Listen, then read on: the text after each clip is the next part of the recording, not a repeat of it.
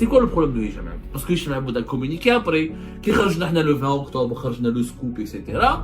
Il a parlé avec Anwar Malek, il a fait plusieurs interviews avec Anwar Malek, il a commencé à raconter tout et son contraire. خلاص راح له le fonds de commerce. Hicham Aboud راحت له l'affaire. Il ne peut pas continuer à faire du buzz. Il voulait rester une semaine, 10 jours. Il voulait au moins disparaître 10 jours, ou là une semaine, pour monter les enchères, pour que tout le monde s'inquiète sur son sort. Même pas dire que c'est les services secrets, Ensuite, la presse espagnole, elle a fait des révélations. Elle nous a dit que c'est une femme avec laquelle Hicham Aboud avait rendez-vous, si je voulais violer la vie privée des gens. Hicham Aboud, c'est quoi son problème encore? Hicham Aboud, méchit dans un clan. Hicham Aboud, ils sont fous de l'Algérie. Mais Hicham Aboud a un clan, les rois Farid Zindine Benchir. Comme Benchir est tombé, ses partisans veulent le venger, ils veulent rééquilibrer les rapports de force en provoquant la chute de Nasser al-Jam. C'est l'opération politique dans laquelle se retrouve en ce moment Hicham Aboud. Un homme, mon clan, c'est l'Algérie. Moi, mon combat, c'est pour la vérité, éclairer l'opinion publique. Un Arnaud Tebboune fait une chose positive, je le dis. Il fait une chose négative, on t'aille. C'est quoi le problème de Hicham Aboud? Parce que Hicham Aboud a communiqué après, qui خرجنا le 20 octobre, خرجنا le scoop, etc. Il a parlé avec Anwar Malek, il a fait plusieurs interviews avec Anwar Malek, il a commencé à raconter tout et son contraire. Il a commencé à décrire son récit, où il y a plein de zondons, plein d'interrogations. Je ne me suis pas intéressé à ça, je me suis dit, le monsieur il est vieux, il est âgé, il est traumatisé. Il y a une enquête. Il n'y a que les autorités espagnoles et les services de sécurité en Espagne qui vont nous dire exactement la vérité sur cette histoire. Anaya, d'ailleurs, il m'en veut. Il dit que moi, Abdou Samad, il a obtenu l'information. Je rappelle qu'avant moi, Axel Bilabassi, l'un des cadres dirigeants du MAC, le mouvement de l'autodétermination de la Kabylie, qui compte avec qui ont des liens d'affinité avec Hicham Aboud, a lui-même sorti sur Twitter, avant que je diffuse mon scoop, Hicham Aboud est en vie, il a été retrouvé. Moi, j'ai donné les informations et les détails que nous avons pu obtenir et recoupés à travers nos investigations.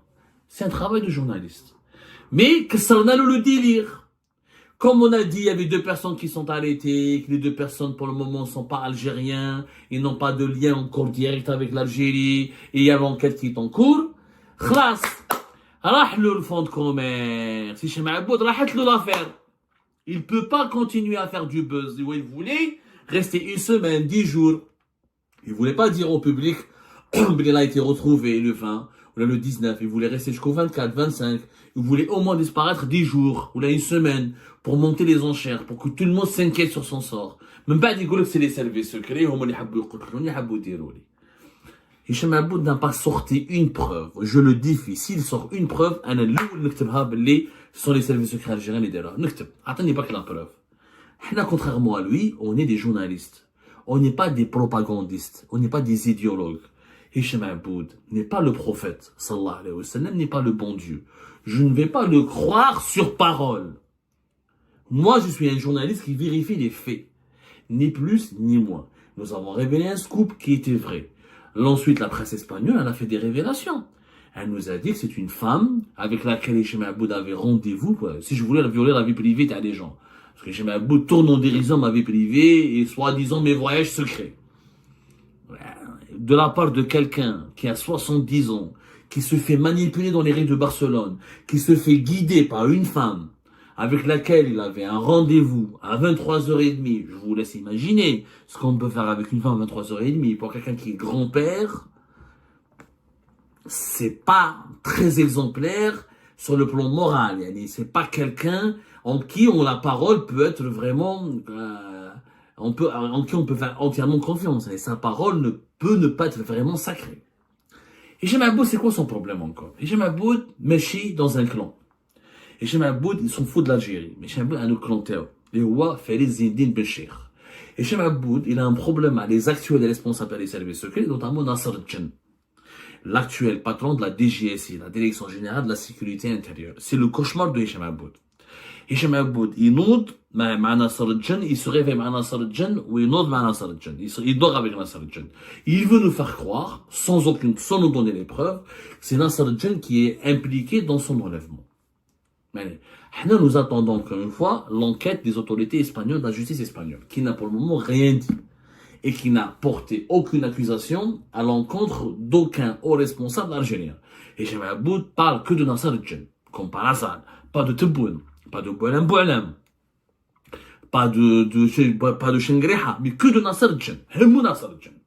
علاش parce que Hicham Aboud de 2022 jusqu'à 2024 كان في الكلون تاع فارس زين الدين بن شيخ, l'ex-patron de la police algérienne, qui était le gourou de Hicham Aboud. Farid Zindine Ben Chir, dans son offensive, dans sa guerre d'influence contre les services secrets, à l'époque de 2022 à 2024, Nasser el-Djen qui hakim la caserne de Antar, le CPO de Antar, qui est le centre principal des opérations de Antar, qui est le cœur battant des services secrets algériens. Farid Zindine Ben Chir, il avait créé en octobre 2021 l'office central, le service central de lutte contre le crime organisé à Saoula, et Farid Zindine Ben Chir était le bras armé du clan Tebboune, et Farid Zindine Ben Chir, en tant que bras armé de Tebboune, il voulait liquider ou la affaiblir ou la fragiliser toutes les autres composants du régime algérien, à leur tête les services secrets algériens, pour s'emparer du pouvoir et imposer un nouvel ordre sécuritaire où c'est la police et la DGSN qui s'octroient toutes les prérogatives et qui peut enquêter sur tous les gros dossiers du pays et qui peut décider, avoir le premier mot à dire, le premier mot là, avoir les super pouvoirs sur l'ensemble dans l'ensemble des décisions qui sont prises concernant la sécurité nationale. Farid Zindine Ben Chir voulait devenir le nouveau général Tawfiq. قال تبون جا ما يعرفش يسمي في des services secrets. على بالكم le pouvoir algérien قلناها لكم خطره il est triangulaire, qui est la présidence, l'état-major et les services secrets, et chacun de ces pouvoirs est à la fois un contre-pouvoir. L'Algérie a toujours été stable quand les trois pouvoirs étaient harmonieux et fonctionnaient de façon harmonieuse et chacun de ces pouvoirs respectait l'autre. À l'époque de Tebboune, ça ne marche pas parce que Tebboune voulait devenir le président le plus autoritaire, il voulait devenir comme Erdogan en Turquie, il voulait avoir tous les centres de pouvoir entre ses mains. Donc, Ouchidine, il va demander à Farid Zindine Ben Chir, il s'est appuyé sur Boualem Boualem et Farid Zindine Ben Chir qui lui ont promis de créer une nouvelle police, une super DGSN qui va regrouper le renseignement intérieur, le renseignement technique, l'Office central de lutte contre le crime organisé, et la DGSN sera la superbe institution qui va concentrer tous les pouvoirs et qui sera le grand service de sécurité, et son patron sera Monsieur Sécurité Nationale, et ce qui va garantir une loyauté absolue à l'égard du chef de l'État. Sauf que Tebboune ne savait pas que Farid Zindine Ben Chir était un traître, était un corrompu, et était un salopard. Il l'a découvert plus tard avec les révélations d'Algérie Part et avec les enquêtes menées par la DGSI plus tard. Parce que Habina ou la DGSI avec Nasser el-Djen, et on le dira plus tard dans une autre vidéo, on expliquera cette vérité-là, dès qu'un Algérie Part fait une révélation, la DGSI fait une enquête. Oui, l'enquête elle est sérieuse, il y a des auditions et des convocations.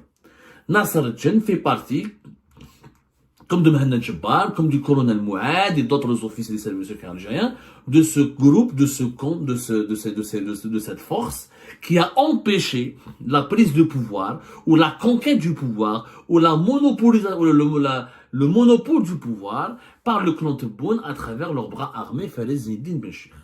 Kitah Ben Chir, Monsieur Hicham Aboud, se retrouve dans le camp des perdants. Rahlo. Son parrain est tombé, il est en prison depuis fin septembre 2024, il a quitté le pouvoir depuis janvier 2024, il n'a plus de sources, parce que qui étaient les sources de Hicham Aboud? C'est Farid Zindine Ben Chir, à travers des intermédiaires, dont des policiers, dont certains conseillers à la présidence, dont des anciens journalistes, dont des anciens responsables de la PS, dont des anciens de certains médias Farid Zindine Ben Chir utilisaient une galaxie de lobbyistes, d'intermédiaires pour faire parvenir à Hicham Aboud et à d'autres influenceurs basés à l'étranger des informations dont le seul but était de torpiller, de déstabiliser les autres composants du régime algérien qui sont l'état-major de l'armée et surtout les services secrets algériens, parce que les services secrets, c'est la force qui inspire le plus de crainte, et c'est la force que tous les présidents algériens veulent domestiquer, veulent soumettre, afin de s'assurer un règne tranquille et absolu sur l'Algérie. هذه الحكاية. وش كان حاب يدير هشام عبود؟ هشام عبود كان حاب il voulait disparaître encore pendant 5-6 jours. Il voulait pas rendre public sa libération ou son sauvetage par la Guardia civile espagnole pour que après 5-6 jours, une semaine plus tard, il sort, il dit que c'est Nasser Djen qui est à l'origine de mon kidnapping. En ce moment, Hicham Aboud, pour venger l'emprisonnement de Farizine Benchir, son parrain, et pour pleurer, et pour limiter les dégâts de l'effondrement de son clan auquel il avait adhéré, parce que Hicham Aboud, Marouf à les vidéos, il disait du bien de Benchir jour et nuit. Benchir pour lui était l'homme qui faisait face au service secret, qui était propre, qui voulait moderniser l'Algérie, la police algérienne. Donc c'est un corrompu, c'est un traître. Preuve à l'appui, Algérie part à sortir toutes les preuves des flirts de Farizine Benchir avec les services secrets occidentaux et israéliens. Donc Hicham Aboud voulait juste alimenter une opération médiatique qui devrait manipuler les médias espagnols pour inculper à tout prix Nasser Djen. Il voulait que la presse espagnole et les autorités espagnoles parlent beaucoup de Nasser Djen, essayent de le convoquer, essayent de l'inculper, essayent de le mettre en examen, essayent de l'impliquer à tout prix dans cette opération d'enlèvement ratée de Hicham Aboud en Espagne, dont on ne connaît pour le moment aucun tenant et aboutissant, et dont on sait qu'il n'y a que 2 personnes qui sont emprisonnées. La presse espagnole en a parlé, et pour le moment, la justice espagnole n'a établi aucun lien avec l'Algérie, jusqu'à preuve du contraire. Mais Hicham Aboud n'attend pas l'enquête de la justice. Il est plus fort que les juges. Il est Superman, il est super juge. Vous voulez dire, il dit, en espérant que l'opinion publique, que la presse espagnole, que les autorités espagnoles finissent par douter ou la suspecter Nasser Djen. Une suspicion qui permettrait plus tard à Abdelmajid Tebboune et à son clan de se débarrasser de Nasser Djen. Nasser Djen s'entend avec Tebboune. Nasser Djen, on le craint parce qu'il inspire la terreur dans l'entourage de Tebboune, notamment dans les anciens alliés et partisans de Farid Benchir. Quand Benchir est tombé, ses partisans veulent le venger, ils veulent rééquilibrer les rapports de force en provoquant la chute de Nasser Djen. Haïlik l'opération politique dans laquelle se retrouve en ce moment Hicham Aboud. Hicham Aboud, l'Algérie s'en fout. Il compte pas revenir. L'intérêt général, il s'en tape. Sa famille, il s'en tape. Il raconte n'importe quoi, d'ailleurs, dans ses mensonges. Il sort aucune preuve dans toutes ses calomnies.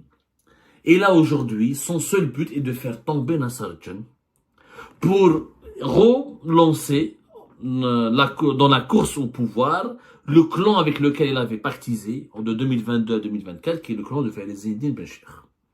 C'est ça le problème de M. Hicham Aboud. C'est pour ça qu'il m'insulte, il me diffame. Parce que ça n'a le plan. Qui cherche l'information, le plan n'a pas de... Ah, c'est une opération anti-drogue. Ah, ce sont 2 personnes qui ont été arrêtées. Ah, ils sont pas algériens. Ah, donc, la presse espagnole, la presse espagnole a commencé à parler de cette femme mystérieuse qu'il a guidée dans les rues de Barcelone. Il lui a commencé à raconter des trucs n'importe quoi. Il n'a jamais montré de preuves. On n'a pas vu sa plainte. On n'a pas vu une expertise médicale. On n'a pas vu des preuves. Il a été malmené, violenté. On n'a rien vu. Pour le moment, l'affaire de Hicham Aboud est une affaire privée. Peut-être que les anciens du régime algérien, mais privée. Elle n'implique pas un responsable pour le moment en fonction. La configuration Hicham Aboud. Hicham Aboud veut régler ses comptes avec Nasser Djen. Abdou Sammar Khassalhal. C'est pour ça qu'il m'en veut personnellement. Et c'est pour ça qu'il m'attaque sur tout et n'importe quoi. Il m'a menacé de déposer plainte pour connaître mes sources. Alors lui-même, il prétend être journaliste, il prétend défendre la liberté de la presse, mais il veut contraindre les autorités françaises à me demander l'origine de mes sources. Je vois la contradiction. C'est quelqu'un qui vraiment, tellement il est cynique, il est fou, tu peux pas être pour la liberté de la presse et empêcher qu'un journaliste révèle, ou fasse des révélations vraies de surcroît et véridiques sur ce qui t'est arrivé. Ça, quand tu es pour la liberté de la presse, tu respectes le journaliste.